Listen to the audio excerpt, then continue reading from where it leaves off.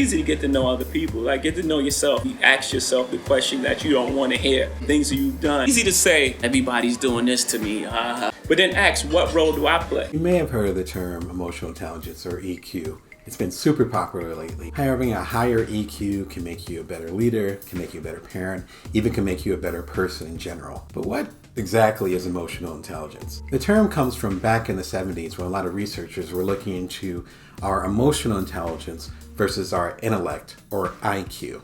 It became popular in the mid-90s with a book by Daniel Goleman called Emotional Intelligence. But then it became super popular over the last decade or so with the work of Brene Brown, the famous speaker over at TED, as well as a researcher into emotional intelligence. Emotional intelligence is our ability to recognize, understand, and manage our own emotions while simultaneously recognizing, understanding, and influencing the emotions of others. I'll give you a really simple example. Let's say you're angry at a partner. It could be a romantic partner, it could be a business partner, but you are livid. Emotional intelligence is the ability to go to your partner, to recognize how you're feeling, to understand how you're feeling to the point where you can express yourselves, and to share what your concerns are with how things turned out, while at the same time listening and giving space for your partner to give their point of view, or POV, based on the things that happen. It's honoring you and honoring your partnership or the people that you're working with. That's high emotional intelligence. We get caught up sometimes, a lot of the time, including myself, when we sacrifice one for the other. So let's say you're really upset and you just letting your partner have it. And you're yelling up and down, you're going off, you're saying all kinds of stuff. Now, depending on the type of partnership you have, maybe that's okay. But for a lot of partnerships, that's going to shut the other person down. You're not giving room to hear their point of view because you're too busy expressing your feelings. Or the opposite is just as dangerous. When we're upset, we got steam coming out of our ears, and we tell our partner, everything's fine, it's okay, when we know it's not okay. That doesn't give you the ability to express yourself, and so your partner doesn't understand your POV, and their POV or point of view is the only thing that matters at the time. As we understand, and as you might have went through yourself, when we don't talk about our feelings, then resentment and bitterness can build. When we don't honor those two sides, then we're not looking at the long-term value of that partnership. Because if it's just about you, then your partner is going to feel small. And if it's just about your partner, then you're not valuing your own emotions. High emotional intelligence is raising both of them. As you can imagine, this can be difficult. And it's also a continual process. It's not a finite thing where suddenly you wake up and you have great EQ or emotional intelligence. Because there's going to be new situations, there's going to be new challenges with your partnerships or the people that you work with. There's going to be new adventures you're going to have throughout your life. They're going to test your emotional intelligence, and you'll have to step your game up. There's levels to this. It's a continual process. Even for me, even though I'm a business coach, it helps people with their emotional intelligence. Don't feel bad if you're struggling with it. And a lot of times people interpretation about what you're doing is not about you. It's about them. It's best to do what you truly believe in and have 100% pure intentions, and then let the universe figure it out. Today we're going to talk about gold-plated grit. It sounds very romantic. It sounds like something you might give someone if you wanted to marry them, like a wedding ring or engagement ring. It's actually not that cute. It comes from Brene Brown, the queen of emotional intelligence. Be sure and check out the playlist that I have with a lot of discussions about Brene Brown and the work that she does. Now, what she talks about with a gold-plated grit is with us looking back at something that we went through, something that was a really big hardship in our life. And then when we look back on it, particularly when we're talking to other people, we romanticize it in a way where it wasn't that hard. For instance, I had a colleague who was talking to someone who they were coaching. And the person who they were coaching was saying, oh my gosh, I'm having such a hard time. I'm struggling with fear, I'm struggling with challenges and all these things. And my colleague said, well, I actually don't worry about fear. I don't worry about that stuff because I'm beyond that. How does that make you feel? It did not make me feel good. And luckily there was some commentary from other folks that helped point out how the coach was in the wrong. In other words, the coach was saying, I'm better than you. There's more insight that I have than you have, and therefore I don't have the same feelings that you have. It was not from a level of empathy or sympathy. But unfortunately, we go through this gold-plated grit every single day. We have instances where we go through a tough time and we're like, yeah, I got through it. Why don't you get through it? But the person might be in the middle of the muck. They might be going through some challenging times. They might not have the same resources or frankly strengths that you do. And you might have forgotten some of the struggles that you had at the time. So this gold-plated grit can be really dangerous when it comes to what Brene Brown specializes in, which is emotional intelligence. And it could hurt your relationships, whether it's your business relationships, your personal relationships, your intimacy, all these different things. So we're gonna break down 2 reasons why you wanna try to avoid this gold-plated grit. The first problem with gold-plated grit is that it doesn't actually give room for growth. And the only thing it really brings is a sense of shame. If you're romanticizing a particular struggle that you went through and you're trying to support, quote unquote, someone else, and you're saying it's not that hard, get over it, that person might be in the middle of an emotional crisis. In fact, they might be coming to you for that kind of support, especially if they know that you've gone through it. I was going through a hard time, and there was a family member I confided in and said, hey, it's having a really tough time. And they said, hey, I've been through that before too. The best thing you can do is get over it and move on. The best thing you can do is get over it and move on.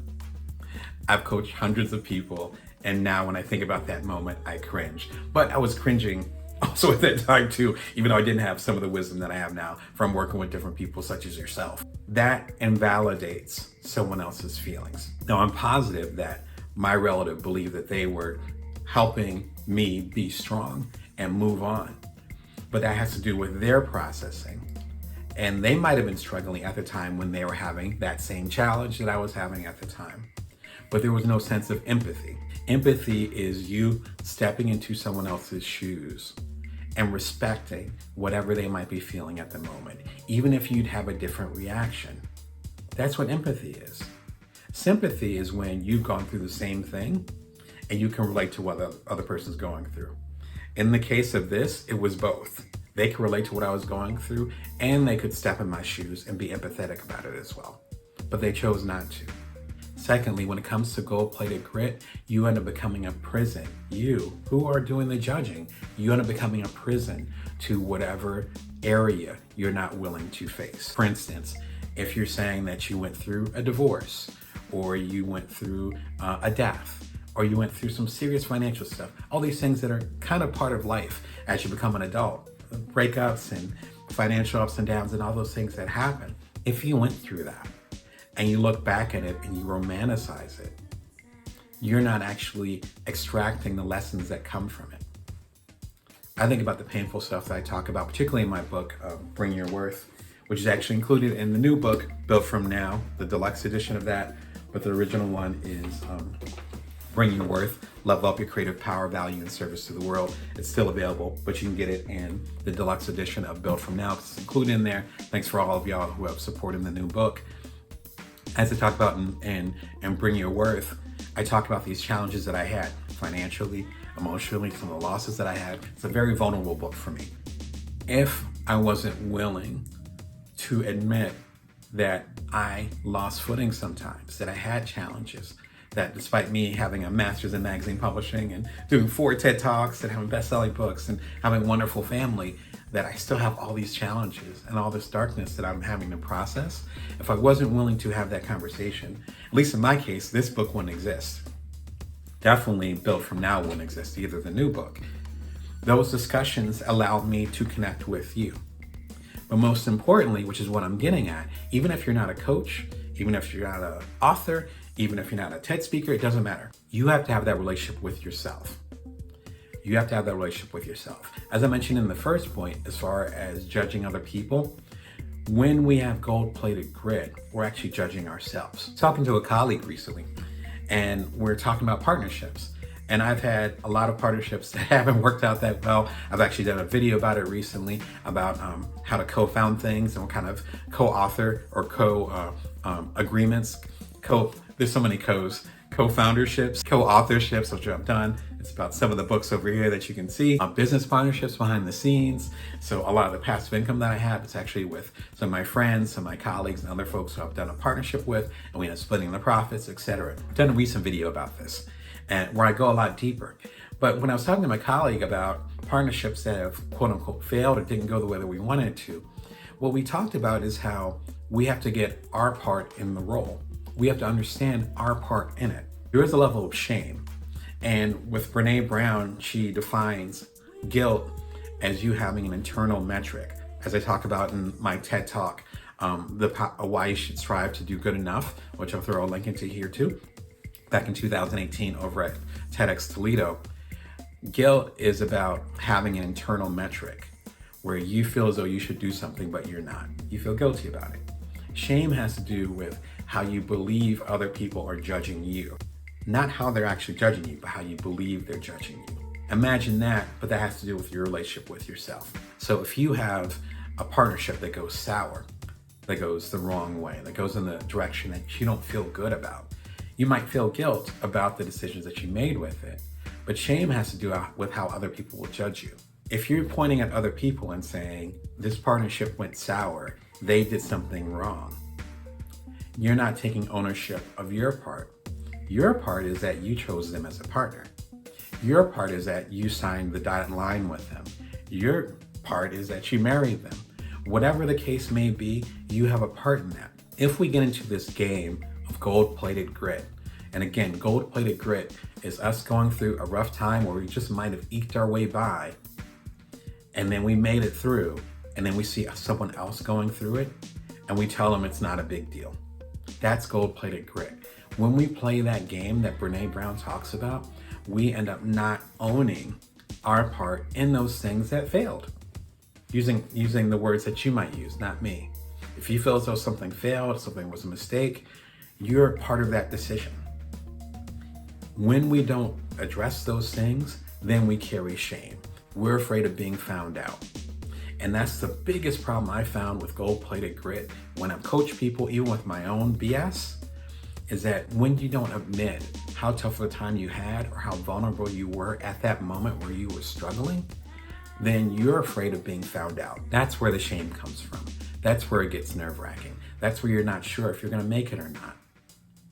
So number one, you really want to be thoughtful about how you view and interpret the things of your past, particularly when they come up with other people. And if you're trying to tell someone to get over it, the worst thing you can do is tell them to get over it. Because the only thing that can come from that is judgment and shame from their part. And the second thing, when you play the game of gold-plated grit, the only thing that can happen is that you end up getting shame about being found out that you actually were struggling. But that's a discussion that you need to have with yourself.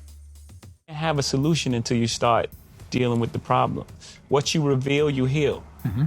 There's an amazing psychological tool. It's been around for literally decades, but so few people know about it. In fact, as a coach and as a public speaker, I bring up this special tool and no one seems to know it exists. So I want to share it with you today. It can really up your emotional intelligence, help you become a more powerful person, and help you, more importantly, get more self-awareness. It's called the Johari window. It was actually discovered back in the 1950s by two psychologists, Joseph Luft and Harry Ingram. What they discovered is that we can map out our own awareness and in fact understand our own Achilles heel based on how much we know ourselves and partially based on how other people see us in ways that we don't see ourselves. The Johari window is just like an old school window pane where you see a slice in the middle and a slice across. It goes into 4 different quadrants. You can write this down if you like, but you can also visualize it too because I'm going to show you how it works on screen. Upper left-hand quadrant, it's called your open area. These are things that everyone knows about you and that you know about yourself. For instance, I have black and gray hair, so it's called salt and pepper hair. And I also love to tell stories. Most people that meet me almost immediately understand that I love to connect with people and to tell stories. Those are simple things that people can pick up on and that I'm aware of myself. The next quadrant, the upper right-hand quadrant, is called your blind spot. These are things that other people know about you, but that you don't know about yourself. This is such an important area. I was actually with a colleague on Zoom, so online, and one of my kids came in the room. And they noticed immediately that the tone of my voice changed. I never noticed that my voice changed around my kids. When I'm addressing them, or even when I'm addressing someone else, it becomes gentler and simpler. These little details are things that only other people can notice about you, but that you do not notice about yourself. This is your blind spot, or in worst case scenario, this can be your Achilles heel. That's why it's so important to have what I call a brain trust. People around you that care about you, that love you, that want to see you succeed, that will always be honest with you. The bottom left-hand quadrant is called your hidden area. These are things that no one else knows about, but only you know about. For instance, if you had a scary dream when you were a kid and you still are aware of it, but you've told not a soul about it, that's something that will be in this area. These are the things that are so private, and it might be something that we're hiding it or not sharing it on purpose, or it might be that we consider it insignificant and we don't care much about it. And the last quadrant in the lower right-hand corner is called the unknown. These are things that no one else knows about you and you don't know about you. This is such an important area of self-discovery because no one else can tell you about it. No one can teach you, no one can show you, no one can give it to you. You have to earn it yourself. That's why it's so important to be thoughtful and reflective about the journey that you're on, because there are things, so many gems that you've left along the way that you might not have picked up on. And the more self-aware we are, the more emotionally intelligent we can be. When you look at those situations, I had a similar situation with my pop not being around as well. And then, what cracked the code for me was really, what was he going through?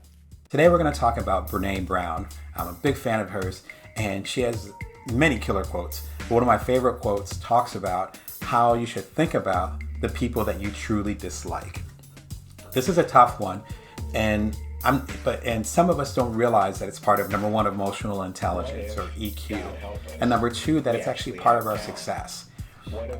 Sometimes when I coach people or when I'm guiding people or when I do a keynote and I talk to people, there's an assumption that when you get to a certain level of success, you have your bestseller, you become a millionaire, whatever that metric is that's accepted by society, the assumption is that you don't have to deal with people that you don't like. And it's actually quite the opposite. I've worked with hundreds, if not thousands, of independents, the creators, the non-traditional entrepreneurs I talk about, and everyone's in a different place. And I'm not going to be everyone's cup of tea, as my mother would say. And you have to find a way to work with people sometimes that don't quite understand where you're coming from. I did an Inc. column over at damonbrown.com. Check it out. I have 500 plus columns as we speak. So feel free to go over to damonbrown.com, and I talk about this. And there's one particular quote that I want to share with y'all. She says, "The most compassionate people assume that other people are doing the best they can. I lived the opposite way. I assumed that people weren't doing their best. So I judged them and constantly fought being disappointed." I judged them and constantly fought being disappointed. How does that resonate? I know it hit me a little bit. And I think it comes down to one simple question. When you're having a difficult time with someone, business-wise or even personally, I think you need to ask yourself, do you believe this person is doing the very best that they can? Do you believe this person is doing the very best that they can? They could be a knucklehead. They could be many other things that would probably get censored if I said them. But I mean, are they doing the best that they can? I think about a Les Brown keynote that I saw a little while ago, where he talked about how long it takes to start something. And it's hard because you don't know what you're doing, And he says, when a baby's trying to walk, and they fall down for the first time, the guardians of the parents don't say, "Oh, he's not a walker. He's not meant to do this. She's not cut out for this. She's going to crawl for the rest of her life." Of course not. I have 2 kids. You don't do that. Even if you're like the meanest guardian in the world, you would never do that. No, you'd say, "Oh, okay, this is the process. Let's trust the process." What if we applied that empathy, that thoughtfulness, that sensitivity to all of our relationships and made a decision and said, okay, I think this person's not doing their best, so I need to have a conversation with them. That's one thing. But what Brene Brown's talking about, which is probably more often the case, is that they actually are doing their best. They're just not doing their best based on how we would do it. So of course we can't judge how we would walk or run down the street compared to, say, an 18-month-old kid, a toddler. So applying that actually gives us a level of sensitivity. It also makes us think, and again, back to the empathy, think about what it's like in that person's shoes. I know I've had business partnerships. I've done 25 books. A third of them have been co-authorships. Some of them did really well. Some of them were really rough rides. And one of the biggest lessons I learned from that, as well as my startup Cuddler, which I sold, I had 2 co-founders. And, relationships are complicated. And if you get empathetic and start to think about what the other person's shoes must feel like, then suddenly you start to soften up and that judgment starts to go away. And Brene Brown gets into that. I believe it's in Rising Strong that she talks about that. In her book, Rising Strong, I highly recommend it, where she talks about how when you judge other people, then you're also judging yourself. And so if you're saying, oh, that person's so stupid, I can't believe they can't get it together and all that stuff, the next time you're having a difficult time, which I've seen in live action, you could be talking about someone else and then suddenly you're in that same situation, and that's actually reflective of your own self-dialogue, how you feel about yourself if you're in that same situation.